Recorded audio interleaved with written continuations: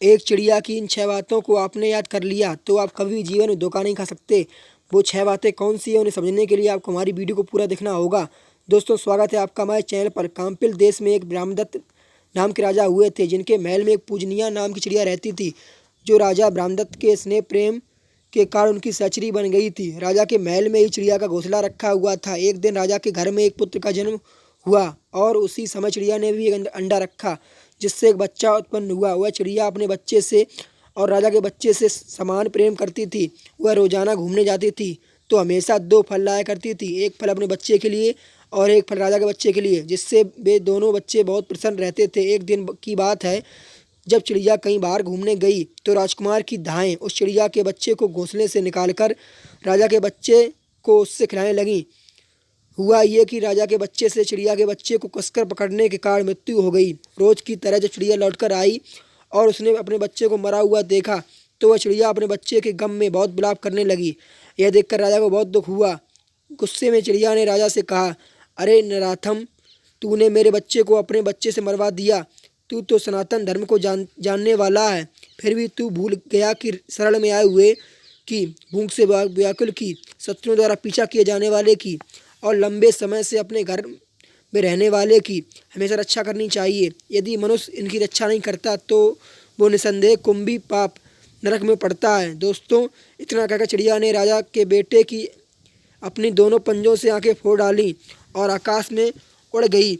अपने पुत्र को दोनों आंखों से अंधा देखकर चिड़िया के किए पर राजा को बहुत क्रोध आया, परंतु वह यह सोचकर अपने क्रोध को दबा गया कि मेरा पुत्र सिर्फ अंधा हुआ है, पर उसने तो अपना बच्चा खोया है। राजा क्रोध को शांत कर चिड़िया से कहने लगा, भेरू, तूने जो किया है बहुत अच्छा किया है। अब शोक को त्याग कर पहले की भांति हमारे घर में आकर रहो। मैं चाहता हूँ कि हमारा तुम्हारा प्रेम फिर से सदा बना रहे।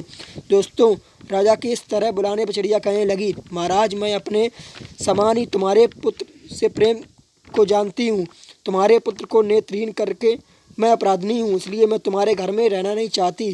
कहते हैं खोटे मित्र, खोटे देश, खोटे राजा, खोटे बंधु बांधा, खोटे पुत्र, खोटे भार्या को दूर से ही त्याग देना चाहिए, क्योंकि राजन खोटे मित्र से प्रेम नहीं होता, खोटी भार्या से सुख नहीं मिल सकता, कुपुत्र से पिंड नहीं मिल सकता और खोटे राजा से न्याय की आशा नहीं की जा सकती।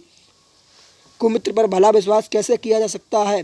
कुदेश में जीना ही संभव नहीं है और खोटे राजा से सदा भय बना रहता है और कुपुत्र तो हमेशा सब प्रकार से दुखी देता है। जो मनुष्य अपराधी पर विश्वास करता है वह अनाथ और दुर्बल मनुष्य की तरह लंबे समय तक जीवित नहीं रह सकता। अविश्वासी का विश्वास कभी ना करें, क्योंकि ऐसे लोगों पर विश्वास करने से जो भय उत्पन्न होता है वह जड़ को भी काट डालता है। जो मनुष्य राजा के सेवकों पर तथा वर्ण संकर जाति के लोगों पर विश्वास करता है वो ज़्यादा दिनों तक जीवित नहीं रह सकता। मनुष्य बार बार के बैर होने के भय से शत्रु को जीवित नहीं रखते, क्योंकि शत्रु को, अग्नि को और तृण को यदि थोड़ा भी बाकी रहने दिया तो फिर ये इकट्ठा होकर बढ़ने लगते हैं, इसलिए इनके शेष को भी शेष नहीं रहना चाहिए। एक बात और, अगर शत्रु एक साथ हंसता है, बोलता है, एक ही पात्र में साथ साथ भोजन करता है और एक ही आसन पर साथ साथ बैठता है तो वह अपने पिछले बैर को याद करता रहता है। दोस्तों शत्रु के साथ संबंध करके भी उसके ऊपर विश्वास नहीं करने। इंद्र ने अपने दामाद होकर भी उमा को युद्ध में मार डाला था। जो मनुष्य मन में बैर को छुपाए हुए प्रिय बातें करता है, बुद्धिमान पुरुष उस पर विश्वास करके उसके पास ना जाएं, जैसे मृग बहेलिए के पास नहीं जाता है। यदि बैर रखने वाला शत्रु बढ़ रहा हो तो उसके पास निवास नहीं करना चाहिए, जैसे बढ़ती हुई नदी का वेग वृक्ष को गिरा देता है। शत्रु से उन्नति पाने पर मैं भी उन्नत हो गया हूँ, ऐसा झूठा विश्वास ना करें। जो मनुष्य इन बातों को ध्यान में रखता है वह कभी भी अपने जीवन में शत्रु को से चोट नहीं खा सकता। इतना कहकर वो चिड़िया आकाश में उड़ गई। दोस्तों यदि वीडियो से आपने कुछ सीखा हो तो आप कमेंट सेक्शन में अपनी राय रख सकते हैं।